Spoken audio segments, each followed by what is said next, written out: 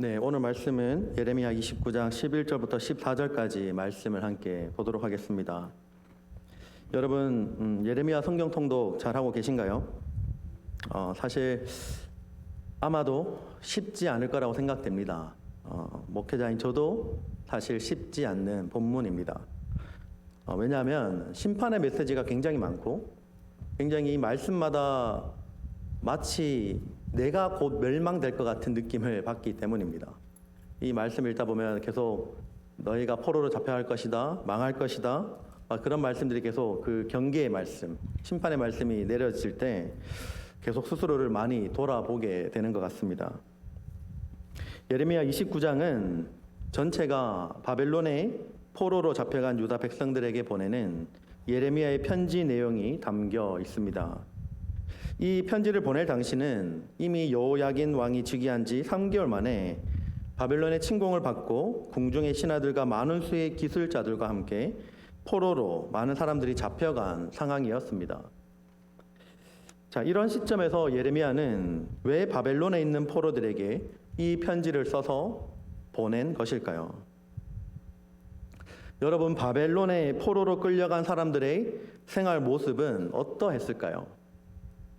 포로로 생활을 한다. 어떤 의미를 담고 있을까요? 포로로 생활하는 이스라엘 백성들의 모습은 상상하기 힘든 상황 가운데 있었습니다. 이방인으로 다른 나라에 사는 것도 얼마나 힘든 일입니까? 저도 이 미국이라는 나라에서 이방인으로 현재 살아가고 있습니다. 미국에 온 지 제가 3년이 좀 더 넘었습니다. 이제 3년이 좀 넘어가는데 한국에서는 굉장히 쉽게 할 수 있는 것들도 미국에서는 하나부터 열까지 쉽사리 되는 것이 없음을 경험합니다. 3년이 지난 지금도 마찬가지입니다. 한국에서는 그렇게 간단하게 할 수 있었던 일들도 이곳에서는 제가 이방인이라는 이유로 굉장한 복잡함과 답답함들이 있습니다. 여러분들은 어떠십니까? 여러분들이 처음 미국으로 이민 왔을 때를 생각해 보시길 바랍니다. 한국을 떠나 이곳 미국에 처음 와서 여러분들 얼마나 고생하셨습니까? 아마 여기 오기까지 수없이 많은 눈물과 고통과 어려움의 시간들이 있었을 것입니다. 언어의 장벽과 신분의 장벽으로 인해서 그리고 이방인의 신분으로 겪어야 하는 많은 서러움들이 여러분에게 있었을 것입니다. 그런데 하물며 다른 나라의 이방인으로 살아가는 것도 어렵고 힘들고 서러운 일투성인데 이스라엘 백성들은 이방 나라에 그것도 그냥 이방인으로 살아가는 것이 아니라 포로로 살아가고 있습니다. 이스라엘 백성들이 느꼈을 마음이 어땠을까요? 말 그대로 눈앞이 보이지 않는 상황이지 않겠습니까? 낙심하고 자포자기하는 심정이었을 것입니다. 다른 소망이 전혀 보이지 않는 상황이었습니다. 이 상황을 생각하다가 제가 문득 약간 우스운 생각인데 그런 생각이 났습니다. 제가 군대에 들어갔을 때 2등병 때 갑자기 한 병장이 저한테 오더니 제 선임병이죠. 오더니 저보고 눈을 감으라는 겁니다. 그리고 손으로 눈을 가리래요. 가렸습니다. 저보고 뭐가 보이냐고 묻더라고요. 아무것도 안 보입니다. 그랬습니다. 그랬더니 그 병장이 저한테 하는 말이 그게 남은 네 군생활이다 라고 하는 거죠. 아무것도 안 보이는 군생활. 앞이 캄캄한 미래가 내 미래다라는 것이죠. 그때는 정말 2등병 때는 앞이 캄캄했습니다. 이 2년이라는 시간을 어떻게 보내지? 어떻게 이런 사람들과 함께 시간을 보낼 수가 있을까라는 걱정을 했습니다. 하지만 어쨌든 끝은 오더라고요. 2년이 지나서 현재 저는 지금 여기에 서 있습니다. 여러분, 정말 앞이 보이지 않는 캄캄한 상황, 정말 미래가 보이지 않는 소망이 전혀 없는 그런 상황 속에서 예레미야는 이스라엘 백성들에게 하나님의 말씀을 전합니다. 11절 말씀에 이렇게 말하죠.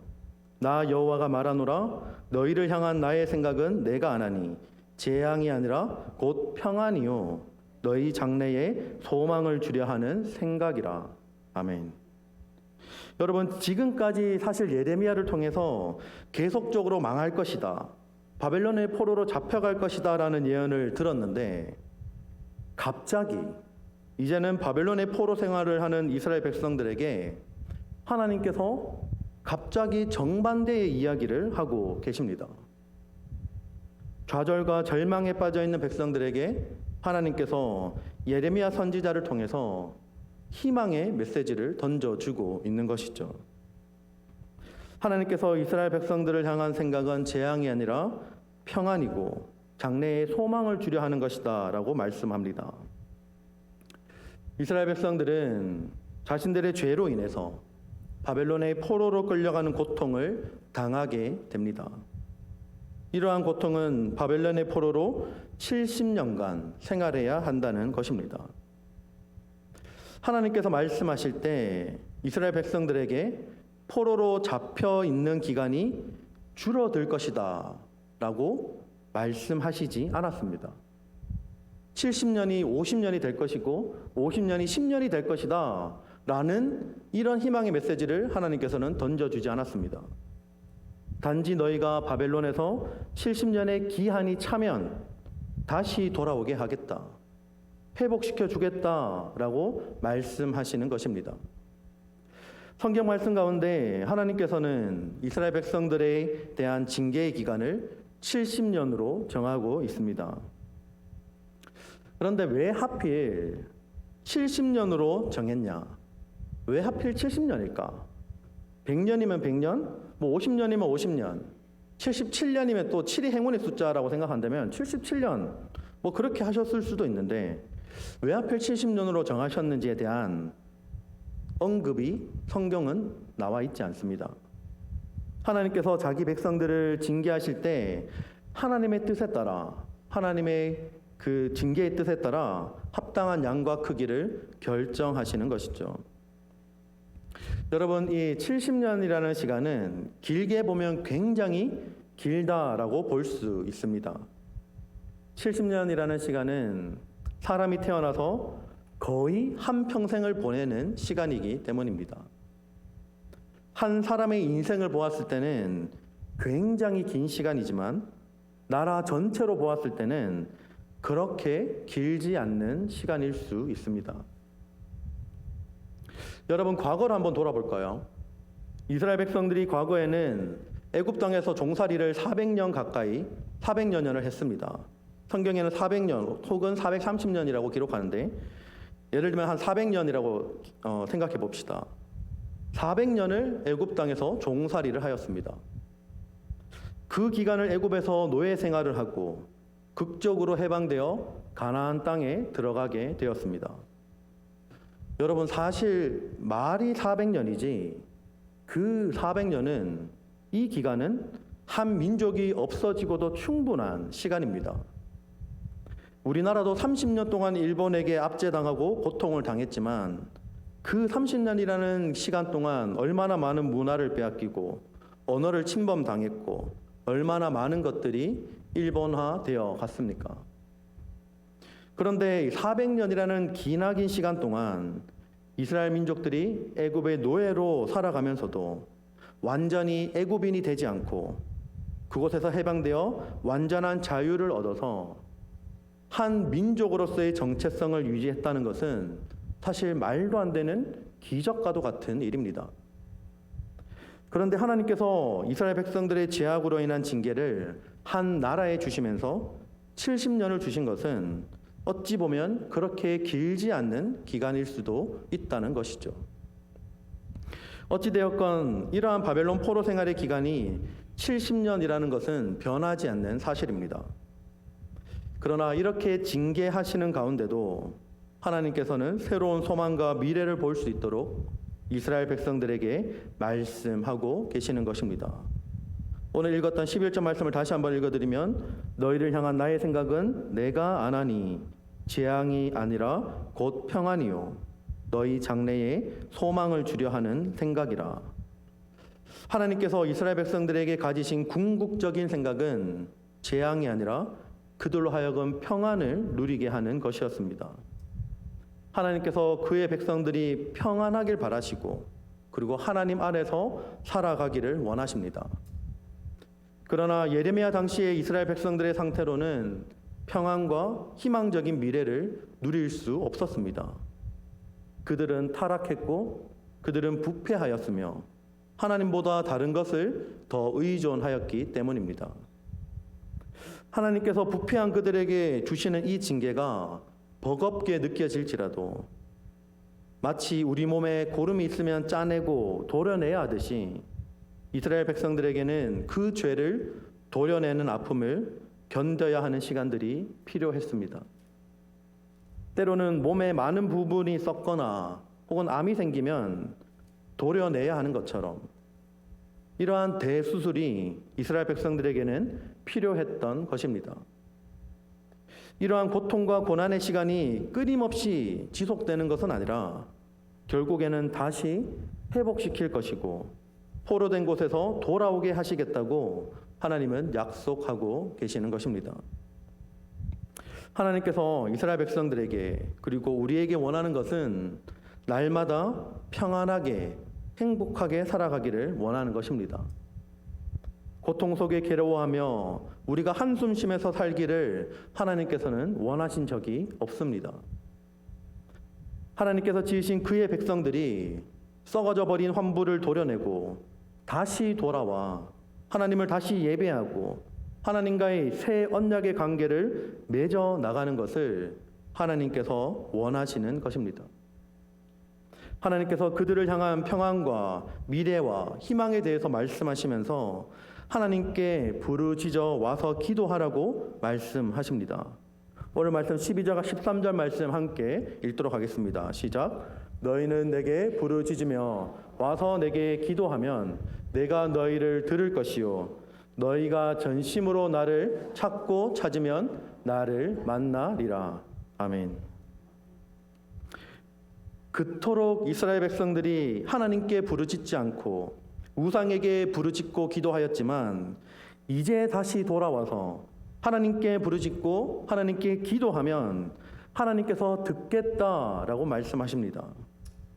하나님을 찾지 않고 우상을 찾고 헛된 것을 찾았던 이스라엘 백성들이 다시 하나님을 전심으로 찾고 찾으면 하나님을 만나게 될 것이다 라고 하나님은 약속하십니다. 12절 말씀에 내가 너희를 들을 것이다 라는 표현이 있죠. 내가 너희를 들을 것이다 라는 표현은 단순히 내가 기도했을 때 기도하는 자의 기도를 들으시는 것만을 의미하는 것이 아닙니다.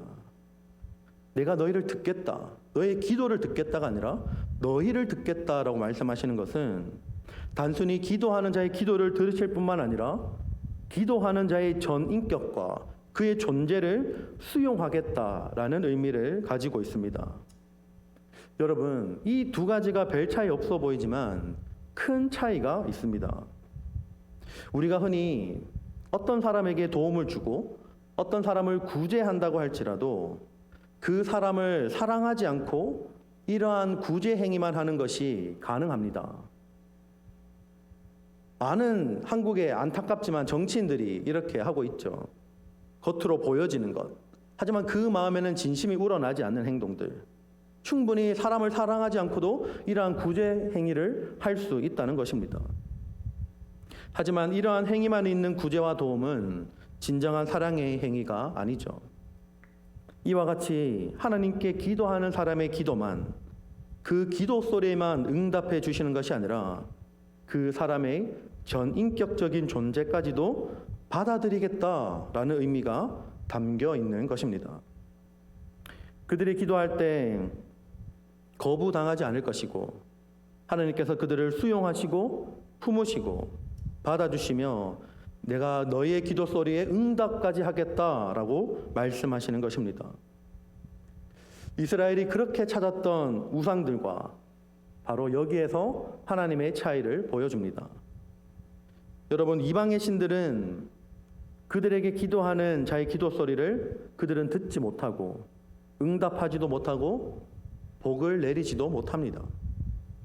왜냐하면 이방 신들은 비인격적인 존재고 사실 존재하지도 않는 것을 사람이 인위적으로 만들어낸 허상에 불과하기 때문입니다. 이스라엘의 기도 소리에 아무것도 응답하지 못했던 이방 신들이 아니라 그들의 기도 소리에 귀를 기울이시고 그들의 존재 자체를 그대로 받아주시며 그들을 품어주시는 하나님이 되어주겠다라고 이스라엘 백성들에게 하나님께서 약속하고 계시는 것입니다. 하나님은 우리를 있는 그대로 받아주시고 우리의 기도에 귀를 기울이는 하나님이십니다. 그리고 하나님을 전심으로 찾고 찾을 때 하나님께서는 우리와 만나 주십니다. 이스라엘 백성들에게 하나님께서 요구하셨던 포로 기간 요구하셨던 것은 미래에 대한 소망과 하나님께 드리는 기도와 하나님을 만나는 것이었음을 우리는 기억해야 합니다. 이스라엘 공동체를 향한 하나님의 마음과 생각은 비록 그들의 죄악으로 인한 징계가 있을지라도 바벨론의 포로로 잡혀가서 70년을 살아야 하는 앞이 캄캄한 절망적인 상황과 환경 가운데서도 여전히 그들을 향한 평안과 소망의 마음을 품고 계시는 것이 바로 하나님의 진심인 것입니다. 다시 돌아와서 하나님과의 첫사랑을 회복하기를 원하고 하나님 자신을 찾기를 원하고 하나님께 나와 부르짖고 기도하기를 원하는 것이 바로 우리 하나님의 진심인 것입니다. 하나님께서 여전히 이스라엘 백성들을 향한 그 사랑의 끈을 놓지 않으셨습니다. 끝까지 그들을 포기하지 않으셨습니다. 하나님이 가장 싫어하시는 죄악을 저질렀음에도 불구하고 채찍을 들어 그들을 치고 수술을 해서 환부를 도려내야 할지라도 그렇게라도 그들이 하나님께 돌아오기를 바라셨습니다. 하나님의 형상대로 지음받은 백성들이 이사야 43장 21절의 말씀처럼 이 백성은 내가 나를 위하여 지었나니 나를 찬송하게 하려 함이니라. 하나님께서 이스라엘 백성들이 이제는 이방신들이 아니라 자신 말고 다른 이방신들 헛된 것들에게 찬송하고 기도하고 그들을 찾는 것이 아니라 이제는 하나님 자신을 찬송하기를 바라셨습니다. 하나님과의 그 사랑의 관계로 남기를 바라셨습니다. 하나님과 원수지간으로 살아가는 것이 아니라 얼굴만 보면 토가 나올 정도로 역겨운 관계가 아니라 얼굴만 봐도 좋은 그 사랑의 관계로 하나님은 여전히 이스라엘 백성들을 하나님의 품 안에 두기를 원하셨습니다. 하나님께서는 여전히 오늘 우리에게도 동일하게 말씀하십니다. 우리 공동체를 바라보시고 그렇게 말씀하십니다. 너희를 향한 나의 생각은 내가 아나니 재앙이 아니라 곧 평안이요 너희 장래에 소망을 주려 하는 생각이라. 이스라엘 백성들에게 그 언약 공동체에게 말씀하셨던 이 회복의 메시지가 오늘 우리에게도 동일하게 주시는 말씀인 줄 믿습니다. 평안을 주길 원하시고 미래를 허락하시고 희망과 소망을 주시는 하나님을 우리가 오늘 다시 바라보기를 원합니다. 하나님께서 주시는 평안은 그 세상 어떤 것도 줄 수가 없습니다. 에덴 동산에서 그 아름다운 평안과 행복은 인간의 범죄함으로 파괴되었습니다. 그 다음부터 인류는 에덴 동산에서 추방되고 많은 염려와 불안과 고통 속에 살아가게 되었습니다. 절망 가운데 빠진 인간들을 위해서 평강의 왕이신 예수님께서 이 땅 가운데 오셨습니다. 여러분, 죄를 가지고 있으면 그 마음 가운데 평안이 없습니다. 죄와 평안은 같이 갈 수가 없습니다. 우리는 우리 죄를 대신 지신 예수 그리스도 앞에 늘 나아가야 합니다. 십자가를 의지함으로 하나님 앞에 나아가 하나님께 부르짖고 하나님께 기도하고 하나님을 찾고 전심으로 주님을 찾고 찾아야 합니다. 때로는 우리의 죄악으로 인해 고통당하고 고난당하는 순간이 있을지라도 그 고통 가운데 우리가 해야 하는 것은 하나님 앞에 그리고 주님의 십자가 앞에 납작 엎드리는 것입니다. 가슴을 부여잡고 회개하며 하나님과의 순수했던 첫사랑과 첫 만남의 순간을 다시 회복해야 합니다. 서서히 이방의 우상들을 섬기는 것에 무뎌지고 서서히 물들어갔던 이스라엘 백성들처럼 우리도 모르게 스스로 점점 하나님과는 멀어지는 것은 아닌지 돌아보아야 합니다. 우리의 행위로는 각종 종교 행위를 하고 있으나 정작 우리의 마음은 하나님과 멀어지고 있는 것은 아닌지 돌아보아야 합니다. 우리의 마음이 왜 이렇게까지 하나님과 멀리 떨어져 와버렸는지 성령 하나님께서 우리가 깨달을 수 있도록 도와달라고 간절히 기도하고 붙들어야 합니다. 여러분, 우리 하나님은 은혜의 하나님이십니다. 여러분에게 은혜 주시길 원하고 여러분의 기도를 듣기를 원하십니다. 여러분에게 좌절과 고통 가운데 평안 주시기를 원하고 절망 가운데 희망 주시기를 원하십니다. 우리를 향한 하나님의 진짜 생각과 하나님의 진심이 무엇인지 다시 한번 돌아보고 그 하나님 앞에 예수 십자가를 의지함으로 나아가서 하나님과의 그 첫사랑의 관계를 회복하고 평안을 누리는 저와 여러분 되시길 주님의 이름으로 축복합니다.